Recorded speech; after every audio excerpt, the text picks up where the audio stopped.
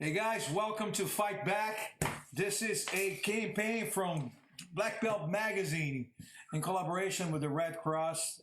Right now, I have two of those guys. I tell you this, I admire those guys so much as competitors, as parents, right? Competitors, parents, family man, and beyond anything else, man. There's two of the best professors that I ever met in my life. Man, I have an honor to call Roberto Gordo Correa and Vinicius Draculino.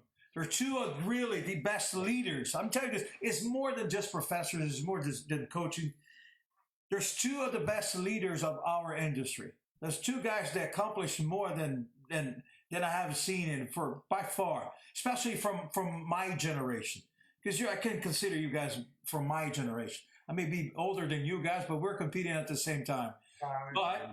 But I'm saying this, you guys accomplish things in life that very few, it's very small percentage of people that actually have done it. And I can tell you that it's an honor for Black Belt Magazine. It's an honor to have you guys here part of this campaign because you really understand what is the most valid of jiu-jitsu. So Gordo Draculino, welcome. Thank you. Thank you, Liborio. Thanks for having us, Black Belt Magazine, and it's an honor to help any like good kids. And we are here to support Jiu-Jitsu, support martial arts, and support the Black Belt Magazine. Yes, guys, like Professor Gordo said, my brother, Professor Gordo, Professor Liborio, thank you so much for the opportunity. Black Belt Magazine is a dream come true. It's the first time I appear in the Black Belt Magazine. I grew up seeing, the articles and seeing how Black Belt Magazine started to support Jiu-Jitsu, Gracie Jiu-Jitsu, Brazilian Jiu-Jitsu. So it's an honor to be here, especially for the cause of the first responders. And the Red Cross is amazing for us to be like just a little tiny part of all this movement. Thank you so much for the opportunity. No, it's an honor to have you guys here. Let me tell you something, guys. Before I put you guys together, I actually called Gordo and called you and say, hey guys, is that okay to put you guys together? Because we all know there was this breakdown everywhere. Is this ramifications? Politics. See, this is my brother. This guy is my brother. But everybody with everybody. Let's explain this. Let's start with this. Before our time, there was no such a things of dealing with different branches, and there was big rivalry, especially Casa Gracie's against Baja Gracie, right? Tell her that. You used to hate the guys at Casa Gracie. You got to say that. The nice thing between me and Draculino, we know each other before Jiu-Jitsu. We grew up in the same school, same neighborhood. I think we did like the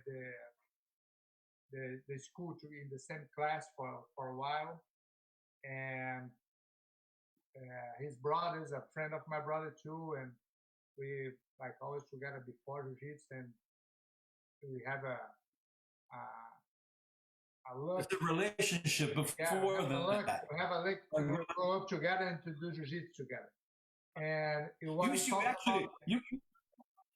Gordo, desculpa. There's one thing that I remember you saying that you told me that, but for the fact that the neighborhood was small and everybody knew each other because everybody live around and go to the schools at the same around, you think that this is really solidified the relationship to make Baja Gracie as it was, right?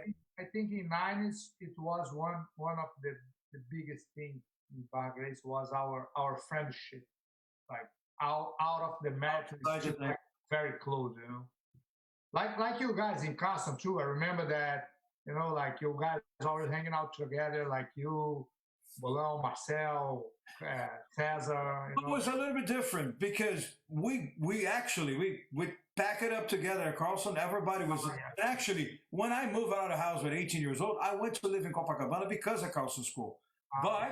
But Murilo lived in Urca, right? Bolão lived in Copacabana. Marcel lived in another. Everybody. It wasn't the same neighborhood. We didn't grow up together. It was getting together because of the jiu-jitsu. For you guys are different because you know each other even before that when you're kids. Yeah, yes. Yeah, like Professor Gordo said, like me and Gordo and other people too, like studying in the school, like Carlos Russo, Ralph Gracie, Daniel Gracie, used to be like going to same schools and go to the same place before jiu-jitsu, you know? So this is something that jiu-jitsu brought us even more close together. Surfing first, then jiu-jitsu after. I mean, school first, then surfing, then jiu-jitsu. So, man, like it was funny because when you ask, I remember that Liborio asked, like, "Is that okay that you and Gordo are together because like there's some politics involved?" I said, "Man, look, brother, Gordo is my brother. Gordo, I know Gordo since I was like I don't know, like 8 years old or 7 years old, and man, I talk to Gordo every day." Every single day, every little single day, I talk to Gordo. That's just So cool. like it's no problem at all. I mean, the talk today will be amazing. I know for sure. Oh man, just tell me one thing. How you end up doing jujitsu? Somebody invited somebody, but when you get there and you saw Carlinhos Gracie, was Carlinhos teaching the class? You all kind of fall in the hands of Carlinhos right away, or you have a first instructor. When I first start, the instructor of the fundamental class was Carlos Machado Soneca. He was the coach at Gracie Barra. Carlinho was like the head coach, but Carlinho wasn't in the match like every single day. He was studying a lot, like diet, these things. And Machado Brahigan and Soneca, they are like every day in the match. Gordo, did you say that Carlinhos Gracie was Carlinhos Gracie is Carlos Gracie Jr. from Yeah, Carlos Gracie, I know. yeah. He was training every day. Did you say that? No, he was studying, like studying diet and more a little bit. He's training when he comes to the academy, like probably 4 times, 3 times a week. He come more to training than to teach. I mean, and he used to teach the advanced ones, Mm. And I trained in the fundamental class with Carlos Machado. And Carlinho he came to teach like the 7:30 p.m. class for the advanced guys, for the Machado brothers, for Renzo, for my that time I remember Nelson Couto, Eduardo Camps. They are the advanced, and we are like just starting. There was a second generation on it, right? Yeah. Uh, Yeah, that was exactly it. I remember like our main teacher was Carlos Machado. I remember that clearly. Master Carlos Machado was teaching the 5:30 class. I think it was 5:30, right? What 5:30 or 5 o'clock? It was like five to seven, 7 to 9 yeah, it was like 2 Hold hours. on for a second. Hold on. This was going to ask right now. That was 2 hours. Try Yeah. to explain this for people. There's two things I want to talk about it because let me just go back a little bit. I was just talking to Tom right now. What happened in 1991 when Carlson started training jiu-jitsu against Luta Livre? Look at what happened. Everybody was training at night, guys. Everybody, like you said, 7 o'clock at night. Everybody was training from 6 o'clock to 10 o'clock at night, which is everybody who was good with training at that time. With the 1991, everybody started training at noon and changing everything. yeah. Everything. But you're talking about everybody was training, the high advanced guys. Everybody was at night, right? Yeah. In 80s, in 90s, like the best training is like always nighttime. I remember that I have a morning training at Bar Graces, like a few guys. And my generation, like me, Draculino, Chinguinha, Duda, we are who build the morning training like stronger because we start teaching very young and we teach at night and we need to train hard at morning. Then we start training at morning like more and they improve the morning and the noon classes. That was exactly it. Yeah, I remember clearly that after some time, the morning classes are starting to get tougher. Yeah. Yeah. So The tournaments. yeah, before the tournaments, for a long time, Master Carlinhos he used to put the training only in the mornings. Like the tough training was only in the morning. So he used to get all of us, and I remember clearly. Remember, Gordo used to go like, okay, you against you now, go, Yeah. and then boom. So let me hear about that. I'm gonna make this live my personal questions on it. Let me ask you this, guys. How was the training? How was the training? Let's start from this. How much was the time? It was 5 minutes, 10 minutes. How did that work? And go ahead. Go ahead. Usually, close to the competition is always 10 minutes. 10 minutes. Yeah. How many rounds? How many rounds? 4, 5, minimum 4. If you're gonna compete, like do 4, 5, like do 1 and rest 1. Do 10 minutes, rest 10 minutes. Yeah. Do 10 minutes, rest 10 minutes. Usually it's like that. But like when it's a regular training, we did a lot of training without timing. That's how it's crazy. I was remember that. We did a lot of training. We just go there, warm up, do some takedowns, whatever, or drills. And after that, okay, Draculino, that's training. And training for how long? No timing, just training. You can give up or you can tap. It's up to you. We train a lot like this. For a long time, I remember that actually talking to some people. I remember clearly talking to Saulo one time, Saulo and Paulo Coelho. I talked to them. I say, hey, they talk to me. Say, is that really true that you guys train no time limit that all the time? I say, yeah. So every time I met half, we train like no time, like 40 minutes, 45 minutes. Let me ask you this. It's something that I'm also curious. There was an unwritten rule there also that you could not tap if you're in a bad position. If you actually was doing well and you got swept and now it's the other guy's chance, it was more shameful if you tap when you're on bottom, getting squeezed, getting tapped, than actually tap on or pass into the whatever it is, the bad training. Is that happen too? Yeah, it's a lot. You cannot give up. You cannot give up. You cannot give up. You need to now it's my time to smash you. Like you need to handle that. Yeah, like it's something that look, for the record, I don't recommend anybody to not tap. I think it's not smart. I think you have to tap, yes, in competition, in training, because you learn and you'll get hurt. But we had this thing. We had this thing about this honorable code that tapping out or giving up was like kind of like a shameful thing to do. Shameful. It's shameful. Yeah, I remember. And the Corso was the worst. They called him. He created a term. Hey, Mutuka. Hey, Mutuka. You got to go to the limit. Of course, his saying is right. But there's one thing to remember. If you're doing so well, and at one point they reverse the game, eat it. Your bite of the shit sandwich, right? I don't know if I could say the bad word, but that's what it is. It's shameful if you don't do this. You got to keep on going, Yeah. Go there and do it. And it was the same then with you guys. You have to learn how to be the nail and the hammer. Sometimes you be the nail, I always learned that from Carlin. Carlin always say, when the nail, the name is nail. When you're the nail, survive. Yeah. When you're the hammer, hammer. Yeah. Hammer it down. Oh man!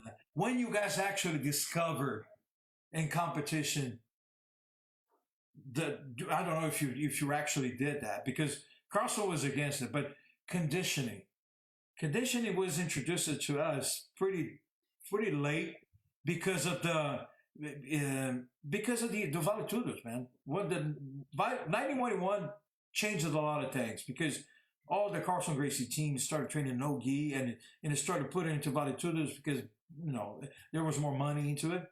There's even more recognition into it. But this realization of going outside, not just in Brazil, only the competitions in BJJ was only in Brazil. Now we're competing in Russia, competing in the United States, and you have an encounter with all those wrestlers that much bigger, and they can drop down weight, they do conditioning, they do supplements and everything else. That changed it for us, for a lot of that generation. You guys had this conditioning thing or not?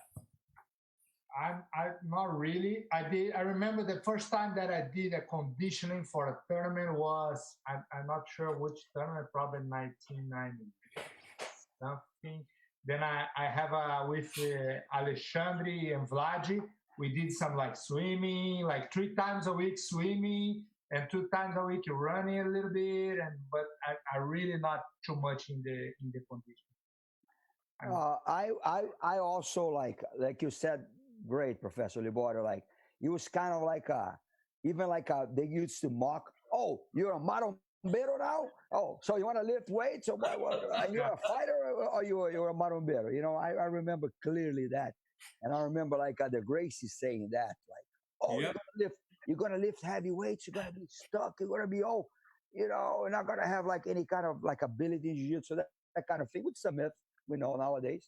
But I actually started to embrace conditioning. I remember clearly once I moved to Belo Horizonte, because when I moved to Belo Horizonte to open like a Gracie Barra BA school, I started to get a lot in touch with a lot of physical, a lot of conditioning guys, and then I learned that yes, it's really helpful. But honestly, when back in the day when Professor Gordo said, Professor Gordo, you correct me if I'm wrong, but the only conditioning that we did was to go to the Pedra da Gávea. Pedra da That was the Gávea. hill. That was the hill. Up to the mountain, that's it. Out to the mountain and come back again. It was like how many hours you go to there? You goes running. On top is like hour and a half or almost 1 hour and a half running. That was 1 hour and a half and 2 hours, but we used to go kind of like one third of the way, and it was pretty cool because you used to take times, you know, Liborio. We used to take like, okay, who goes faster wins. Yeah. So it used to be like all of us, and then 1, 2, 3, boom, go. Whoever gets on the top first marks the time. You can't cheat. You have to say the truth. And then man, but let me tell you, man, our hearts will be like here. Yeah. It was our place, Draculino, our place was actually Paineiras. There's a place there right next to the Jesus Christ. I'm just trying to explain to guys. Right next to the Jesus Christ statue in Rio, there is a place inside the rainforest.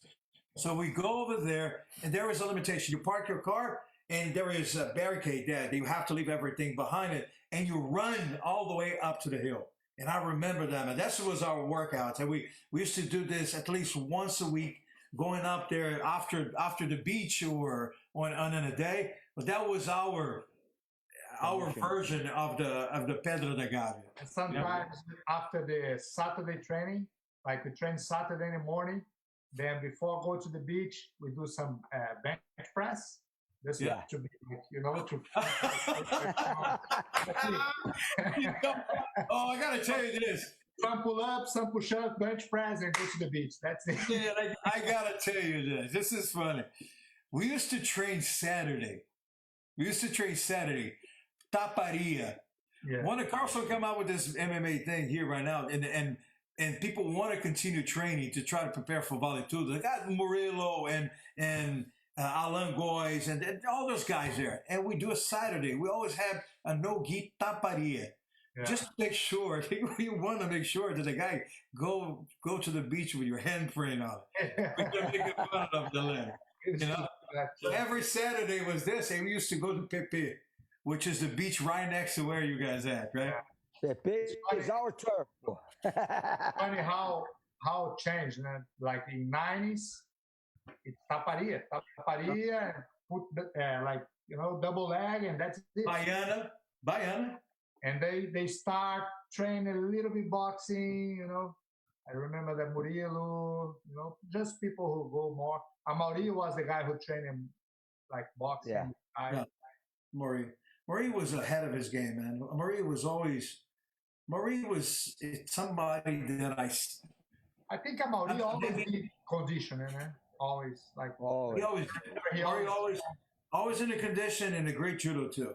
But Amaury was forefront on a mix of martial arts, man, because he trained Muay Thai, he trained boxing, he was training judo. And he really, his mind, he did not care whatever say what. Yeah. So he was in the forefront of everything, and one of the best competitor ever. I sometimes I feel like Amaury is not as recognized as he deserved it. Maybe because there was no generation after him. He did not teach much. Yeah. Well, so you guys have a following, and you're probably true.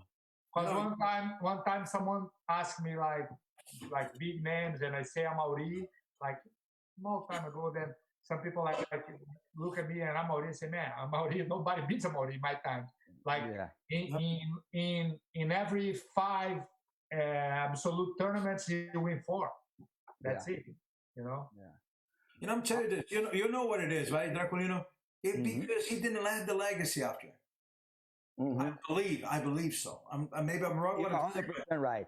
I think whoever didn't teach and had like a solid school or association, unfortunately, great guys, they kind of like fell onto the how you call it? They got forgotten, unfortunately. You know, and it wasn't the era there wasn't internet, there wasn't like big medias and all that. So amazing legends and great guys, because they didn't follow up with, like you said, teaching.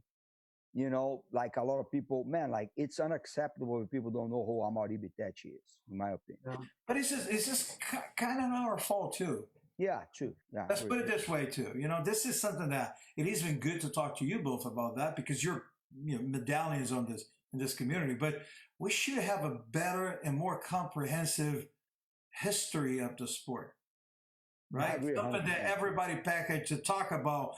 Man, see that disrespect that we have with each other and knowing our history. Of course, we are from the same generation, but come on, man, has to pass it on. Yeah. You know, from Carlos Machado. You said it. Carlos Machado started everything. Okay, Carlos here in America is a big name, but they may have some other names. I give an example. Let's put it in perspective. Hans Gracie, it is not as spoken as Carlson was. Oh yeah. Right? Of course, he died young and everything else, but this guy was the guy. Yeah. Everybody said that.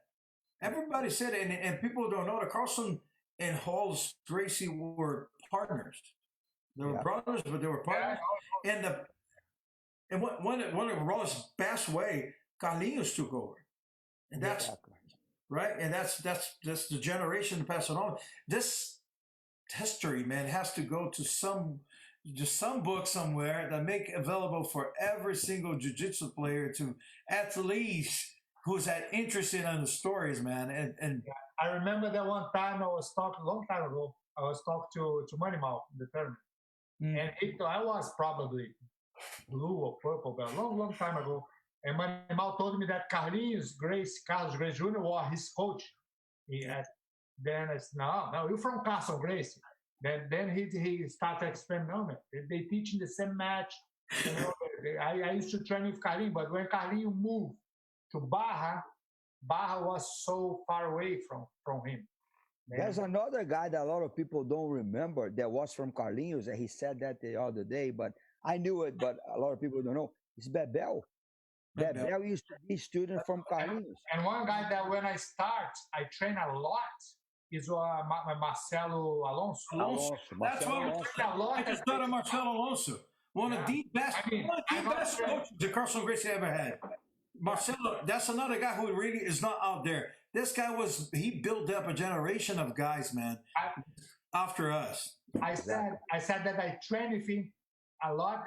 It's wrong. I get smashed with him, and he teach me a lot because he was a purple belt, very good, and I was just a kid. And I remember that he has a girlfriend who trained, and his girlfriend trained with us, and he killed her. You know, because we are like 15, 16, and Henriqueta is a very tough girl. Henriqueta was Henriqueta was she was the sister of Alvinho. Alvinho, who created the no, there's another guy. It's another guy. Sombra. Yeah. And she was like girlfriend with Marcelo Alonso. They always come in the morning training. Exactly. Marcelo Alonso is always the guy who trains in the morning. I remember. Guys, listen, there's so much that we get. We already have 30 minutes on this thing right now. I would still want to pick your guys' brain. I have to pick your guys' brain in so many things. But in one thing, you both went to the highest level as a coaches. Both of you. You know, you both built up a factory of a world champions in jiu-jitsu. Why? Why do you think you have that? Let me explain to you all too. It is not just a technique. It can't be just technique. There's a lot of people that have access that know a lot, and I personally know high level coaches that could never make a high level black belt. And there's something to do with personality. I don't know. I want to hear from both of you. What do you think? One thing that I knew that helped me a lot, it's that I start teaching very young. And actually Draculino started teaching with me too when he was a brown belt. We started Started teaching together. It's funny. together.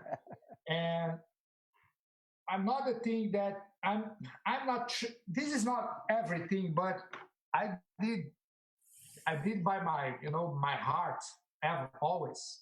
Then I remember that one time someone like asked me, it was 2000 something, and Celcin won the first black belt words when he was 21, I think 20, and someone asked me like, man, you stay in the tournament all day, you coach, you teach, you have free, but you don't make any money. You need to look into, like moving to USA or start doing money. I say, man, I don't need money.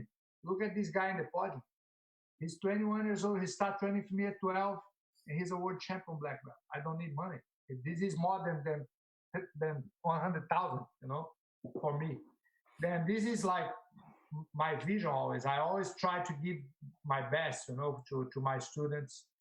And of course, yeah, it's not everyone's going to be a champion, but I always give my best, Yeah, Professor Gordo said it all. I mean, I believe 100% like all the champions. I mean, he has a lot of champions. You know, God will, God is great. I gave me like the opportunity to be the coach of like several champions since my first world champions from 1998 was a guy you guys know, Eric Vanderlei. Eric Vanderlei won the world championships in purple, brown, and black belts. So he was the first one, and then after that, since 1998, every single year we have at least one world champion. So in 2020, so it's like 22 years already. I mean, 2020 didn't have the words, but 2019. Yeah, Draculino built an army in Belo Horizonte. Yeah, I was lucky enough to do that, and I think, Professor Liborio, honestly, like you said, there is no magic. That's the secret. There is no magic. Nobody will come to you and teach you a magic technique or give you a magic pill that will be a world champion. That doesn't exist. What exists is a lot of dedication from the students. And I think from us coaches, what really counts is that you really 100% have to trust our students. You have to trust that your student is the best in the world, period. Give them the right amount of confidence in a sense that you're realistic. You don't want to be like also like something that is not realistic. You have to be realistic. And if the guy, tries their best, train enough, they can't be the world champions. And I heard that, Master Carson Gracie used to be really good on that. He used to be more confident in you guys than you actually were confident about yourself. And I think that's the way to do it. Imagine one thing, Liborio. Imagine that you as a teenager or 20 years old, something like that, you go to a Carson Gracie school.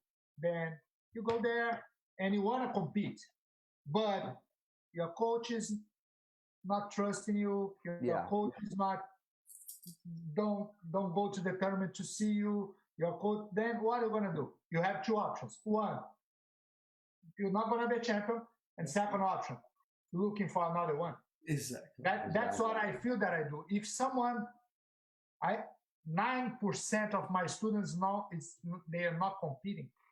They are like just regular people, just go there to do exercise. But these 5 or I don't know 10% that looking for competition, I'm helped like I give everything that I can. That's it. Exactly. Listen, I always thought that really what makes the difference is the amount of caring, how much you care about not just the vision, their dreams, and everything else. And like, man, I wanted them to hear it. I wanted people to hear from you guys that accomplish so much as coaches and athletes. Which is another question too. Do you believe, for both of you, do you believe that to be a high level coach, you have to be the high level world champion? Don't need. Don't need. Yeah, I agree. I think you need to have a good knowledge. Without knowledge, it's not easy. Let's say in MMA, you can be a head coach, and if you have some people working with you, but let's say jiu-jitsu or just Muay Thai, if you're a jiu-jitsu coach, No. it's hard to be a very high level coach without knowledge. But knowledge don't means that you need to be a good competitor or you need to was a good competitor. It's not. I know some good coaches, more than one, more than many. They are not compete that good, and they are very good coaches. And I know great champions. I know great champions that don't have these. I agree. Look, I agree 100% to Professor Gordo and you, Professor Liborio. But I would say one thing. If you were there, if you put your skin on the fire, if you have the experience of being there, winning or losing, doesn't matter. But if you're there a bunch of times, if you experienced what your students will experience, I think the confidence thing you talked about translates a little better. What I see a lot of times is that, look, nobody's better than the other or more men than the other. If you're a champion or if you competed or if you fought Vale Tudo, if you fought MMA, that's not the case. What I think is that when you tell your students, like you look them in the eye and say, look, this and this will happen, it's normal. Take your time. It's going to come back. If you give an advice to them and they know that you were there, it's better than to a guy who were never there. It's true. That doesn't mean that the guy who were never there is bad. I mean, they have a lot of knowledge, they study a lot, but the guy who is never there, in my opinion, cannot give as a sincere opinion of what's going to happen than a guy that was there.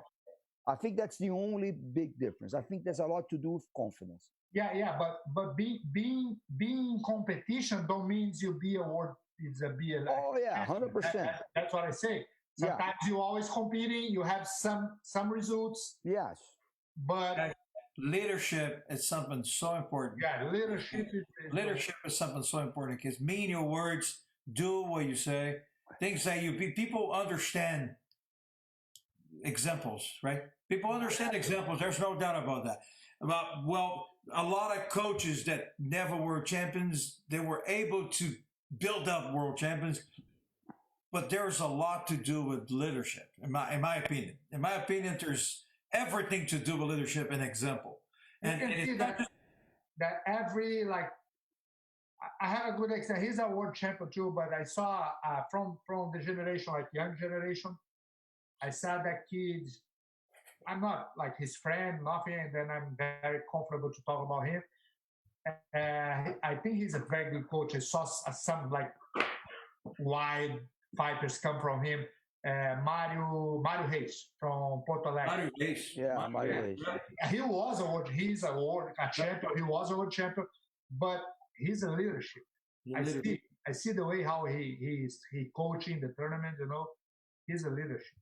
I agree 100%. I mean, like for example, let's not just talk about people from our side or from partial side. Okay, let's just be completely not partial on this. Okay, I think that Magalhaes is a good example of a really, really, really good coach. He put his team on the fire. He was there. He was successful, but maybe he wasn't successful, but he was there.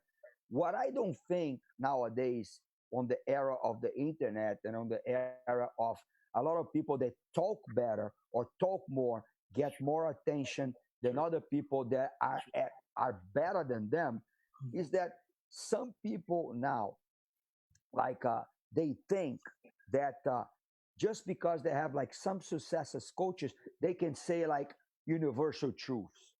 The guy goes as the jiu-jitsu guru and say, this is the way, or that's the only way. Oh, this is right, this is wrong. I think guys like that could be great coaches, but they don't have the same credibility as other people. They were on both sides of the spectrum. They were in the arena and they were helping people that are in the arena right now. That's my point. I'm not saying that you need to be a champion or the best in the world. That's going to happen to a few people. But Ben, like I really think that whoever put the skin on the fire, I like to say skin on the fire because it's like a Brazilian slang, pele no fogo, you know, has more, I would say, credibility. Of course. I'm saying about credibility. I'm talking about people looking at your eyes and say like, man, this dude was there. He's giving me credible stuff. And other people, you know, was really funny one time. Matt Serra, this is like classical. Matt Serra was talking to a guy. I'm not going to say names, but say Matt Serra. Matt Serra's a great guy. Matt Serra was talking to a guy, and this guy was talking a lot of like, he was talking really down about Royce Gracie. He was seeing Royce Gracie fighting Matt Hughes, and Matt Hughes did the best of him. He was like, look at this, man. This guy is over. This guy is old. This guy is outdated. And he was talking all kinds of crap. And then like Matt Serra goes like, hey, let me tell you this. Why are you talking about all this about this guy? Have you ever been there? Do you know how it feels to be there? You're like a swimming coach that never swam in the water. And then this guy's like, you know, like being really disrespectful to Royce. And then in reality, what he said ended the conversation. Totally. 100%. Not because you're better than others because you did or you didn't. It's just because if you didn't do it, don't come and preach and say that it's absolute truth because you're not there. You don't know who it is. You never felt it. Yeah. But it has to be very ignorant to not understand the importance of hoist. To be honest, guys, we three probably are here because of hoist racing. Yeah. Absolutely. Probably. If you don't agree, if it wasn't him respect. to put his real face into it, you know, and more than that, let's put it this way: why he was such a great candidate because he, for being a small guy, proved the efficiency of the technique over this big, gigantic titans over there in a time that nobody knew what his jiu-jitsu was. If it was a big guy and practicing jiu-jitsu, probably would not have the same impact. Yeah, sure. So Hoist was the guy, man. I don't know him well, but I have tremendous respect for what he had done, and I think he was fundamental with everything we're doing. But let's put it this way: we know you know, and me. We saw Hickson competing. I don't know if you did. I did. I saw Hickson competing, and Hickson was the man. Yeah. Hickson probably was taking Hoist for nothing. Yeah. Hoist was not Hoist Gracie in Brazil. We knew that. Yeah. There was regular guys like us. There was not Gracies. They would take him, you know, not as in the same level. But Hickson was the man. But Hoist went there and to prove a point to everyone that this can be learned. And even me, a skinny guy, can beat this gigantic chemo with this ponytail carrying across, you know, all this crazy things, man. This guy was it. He was fundamental on it, you know. Hats off for him for us, man, the rest of our lives, you know. Look, let me tell you one thing. Whoever talks bad about people like Royce, about Hickson, about Horian even. And look, Gordo knows they're not on our side of the family. We're kind of more like you, Liborio, more kind of like the Carlos side. But man, like whoever talks bad about those guys, you got to change your opinions because you know what? Instead of talking bad about those guys, you should light a candle for them. Because if it wasn't from them, jiu-jitsu maybe wouldn't be on the mainstream as it is right now, because those guys, one way or the other, you know, some better than the other. And if you like them personally, one thing that, but I mean, take the person thing out of this. Just what they did, what they achieved. You know, another one, Master Carlinhos Gracie, with the sport part of this. Man, all these guys, you should light a candle for these guys, because otherwise, this that we're having right now with Black Belt Magazine, it wouldn't happen. Yeah. You know, that's what people don't understand. I talk about this in a live in Instagram live today. When the guy asked me how, like, what the difference between old times and 80s and now, blah, blah. I said, man, for like sport, jiu-jitsu sport, the CBJJ and IBJJF changed everything. Everything. 100%. 100%. Everything. The organization, they changed everything. And we remember what Carlinhos passed through it at the time. Yeah. Do you remember what this guy lived being ahead of the game, and everybody, including the Gracies. I'm not just Carlson. I'm not saying just Carlson, but everybody was throwing rocks at him. Oh, yeah. Everybody, and he was hanging in there, and especially because he was Baja Gracie. He was the face of Baja Gracie, now the face of the biggest institution, agency of a sport. It was hard. But even with that, just one thing I gotta say, man, Carlino was brilliant on delegating to people, right? It was always one of his best attributes. Carlinhos knows us exactly to delegate to people. And like Professor Gordon, you were saying, a lot of people threw rocks at him. And now they say, man, the other day I saw somebody saying that, like, one of these American promoters of all the events, man, the IBJJF is a faceless organization. Man, I saw for years, Master Carlinhos, Gordo remembers that, living in a 2-bedroom house next to Gracie Barra. Yeah. One bedroom. One bedroom. That's right. One bedroom. And a living room. And exactly. He built CBJJ and IBJJF in his living room. His living room. I went there for weigh-ins. How many times you went there for weigh-ins? That's what I'm saying. Man, like, that family didn't have any privacy for years. Yeah. The way in his house. The way in was on his living room with his kids, his daughter, Cairo and Caroline there, and the Gracies, you know how they are. They bring other people to live with them. Man, for years that family didn't have any privacy. Like, people got in fights in the weigh-ins. Remember your brother Suyan? Your brother Suyan got into it on the weigh-ins, and then people are gonna say now, oh, it's a faceless organization. Man, you don't know the history. You don't know what question about. Who wanna pay this price? Exactly. Now people start organization tournaments because they make money, but in 90s, who wanna pay this price? Exactly. Put something inside your house. Or even that. Let's talk about the Gracies in one way, guys, because come on, those guys. I remember at the time, and it's the time that I started too. There was no money. There was no money to make. No. Even the Gracies, they probably tried to scrap around other things, but to stick with jiu-jitsu at the time, there was no fame, there was no money, there was nothing in there. I mean, it was cool. It was their way of life, but that was them inspiring people. But there was not certainty of anything. When I start teaching, I have a yellow Beetle, like Fusca, Volkswagen.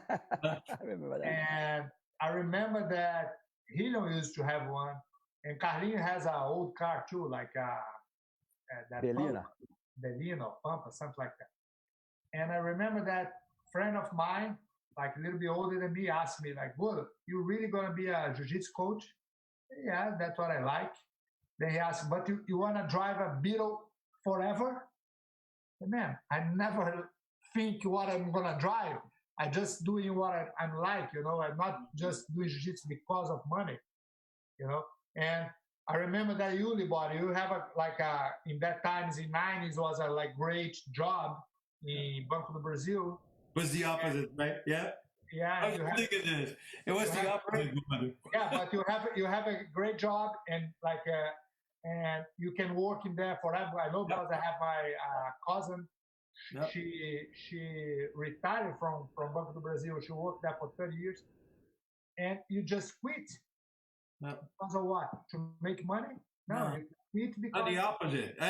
And there's one thing about it. It was I have to fight my whole family. Imagine that. Imagine my father was my we father retired as a superintendent in the Bank of Brazil. Wow. But this is important to know because look at this. I was talking about this in the older life. Gordo, I knew it. I would never be happy in working in a bank ever. I'm telling you this right now. I had this.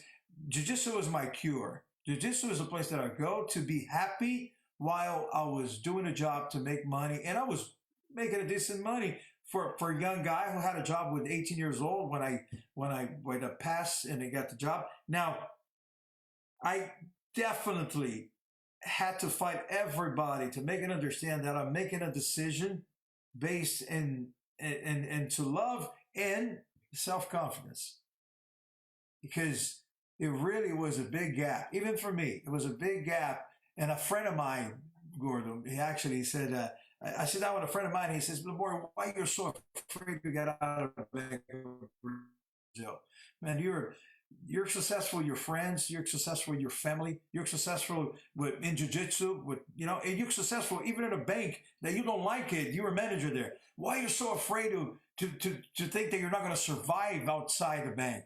And that's something that it clicked for me because I was so afraid, man, should I get out? Should I not get out? And they said, man, I got to take this leap because I will never be happy, full happy, fullness. And at the same token of that, my father retired and the bank was for him his passion.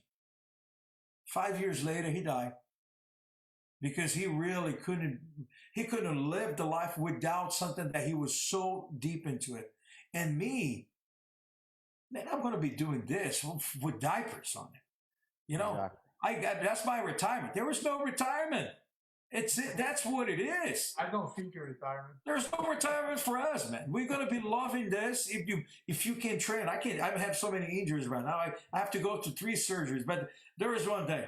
I always gonna be involved with this, even if it's just sitting down in my chair here right now, talking to people that I admire, to try to inspire people that may be in the same situation right now, right? And even for us, for you guys to come over here to America, how would that work? The leap of faith to move to UAE, but how big it was this gap for you guys, and convince your family too, right? Because now you're parents, you're married, and all these uncertainties, it's not a regular job, Well, how you convince your family that this is really, that's who you are. You got to do anything. I remember when I met my wife and was a dinner in her parents' house, and she has 2 brothers, like a little bit, like a lot older than us. Then her brother's like the age of my mom. Then I remember that I met them, hey, nice to meet you, blah blah blah, and one of them come to talk to me like, what are you doing? I say, I teach jiu-jitsu. He's like, I did jiu-jitsu with Carson before, but I mean, what are you gonna do for live, for make money? I say, I'm already doing. I'm teach jiu-jitsu. Then she said, but you wanna marry my sister, just teaching jiu-jitsu? Man, I don't know. That's what I'm doing. But there's a lot of people right now. Sorry to interrupt. There's a lot of people right now probably watching this who have martial arts schools. That's the same thing, Suffer the same bug that we did, Yeah, but Sorry, I feel right now I cannot say easier because it's not easy, but it's right now they can see us and they say, no, these guys did. Because in our times, I feel that I see an interview from Fábio Gurgel. He was saying that our generation, was, I don't know if it was lucky or what exactly what it was. I think it was leadership from Castle, from Carlos Grace Jr., from Helio Gracie, from Hickson. They built like man, a lot of people from our generation became a coach, a jiu-jitsu like teacher or coach or master, and it's like we are like, because in our generation just we have Gracie that teaching. Who was the in Gracie Barra they have the Machado brothers, they are Grace cousin, and they have Zabeleza. That's it. You know, who teach jiu-jitsu? It's not a Grace family, not that much people. We are the first generation, you know. Who we definitely are the first generation that.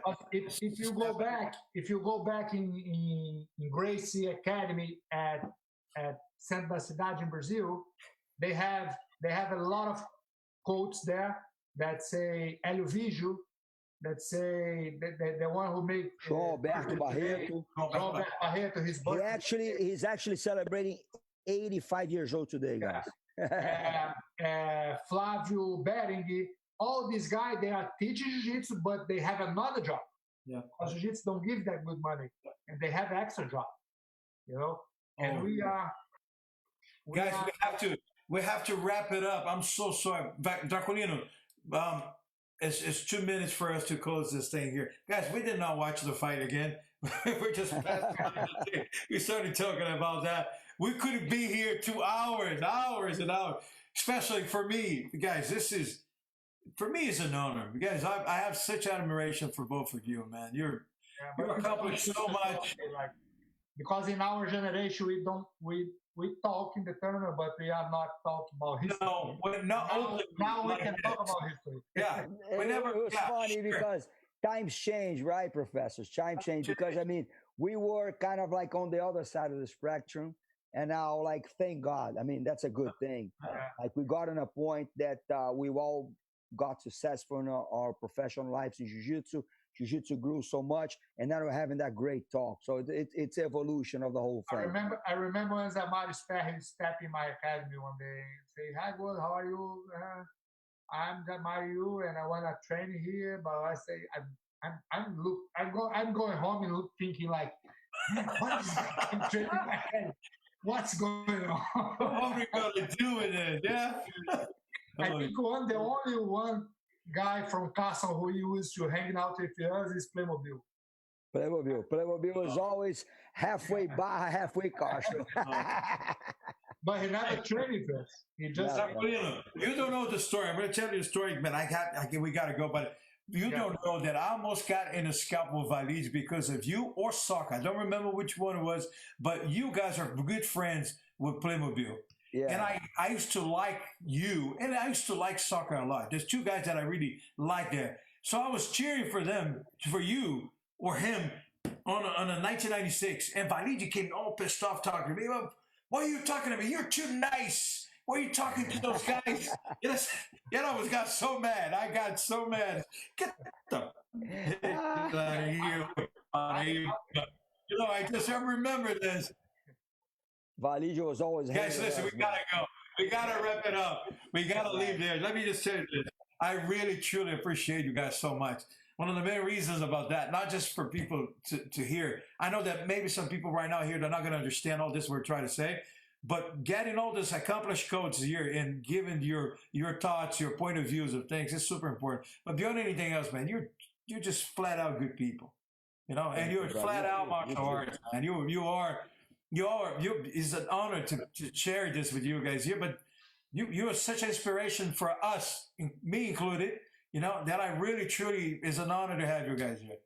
Truly. Same thing. It's reciprocal, Professor Liborio. You're like an idol, like what you did in as a fighter, and after that, with BTT. That giant Henko Parduel. He's a great guy, though, by the way. He's a good guy. Student. Yeah. He is. He's I love that guy. You see that?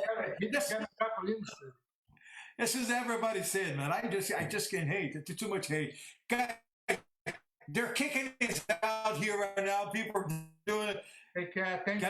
Ciao. Obrigado. Thank you, guys. Great to see you. Thank you for the Porra, opportunity. obrigado. Black Belt Magazine and Liborio. Thank you. Yeah, thank you, Black. Obrigado.